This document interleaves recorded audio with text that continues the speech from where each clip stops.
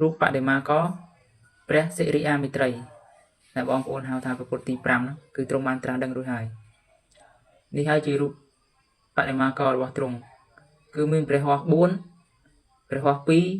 2ហើយនឹងរូបសមាធិមានប្រក់នេះប្រកេះ7មើលអញសុំឆ្ងល់ហើយសុំសួរឯងតិចមើលហើយសម្គាល់លើអីបានឯងនិយាយថាជាប្រពុតទី5សិរិអាមិត្រីរបស់ឯងបើមកខុសគ្នាទាំងអស់ហ្នឹងហើយមានឆ្ងល់ទេដូនតាខ្មែរសង់ប្រាសាទអង្គរវត្តបានឬចុះហេតុអីគ្រាន់តែព្រះសិរិអាមិត្រីឯងហ្នឹងដូនតាខ្មែរមិនអាចឆ្លាក់មុខដូចគ្នាបានមកពីអីមកពីធ្វើមិនបានឬយ៉ាងម៉េចហើយម្យ៉ាងទៀតបើឯងប្រកែពិតមែនណាឯងប្រាប់ពួកអញមើលតើរូបមួយណាជាមុខដើមរបស់ព្រះសិរិអាមិត្រីឯងហើយបើថាឯងឆ្លើយមិនកើតទេណាហើយឯងយកទៅសួរអាចារ្យឃ្លាំងដើម្បីចង់ដឹងថាតើអាចគួតនោះវាអាចប្រាប់ឯងបានឬអត់មិនដែរតើតម្រេះឆ្លើយមិនចេញមែនអាហ្នឹងមកពីឯងអួតឯងថាឯងមកនិយាយសាសនាដើមប្រវត្តិសាស្ត្រពិតម៉ែឯងដល់ពេលគេសួរឆ្លើយអត់ចេញមិនត្រឹមតែប៉ុណ្្នឹងខឹងគេគុំគួនបបួលគ្នាទីផត account គេ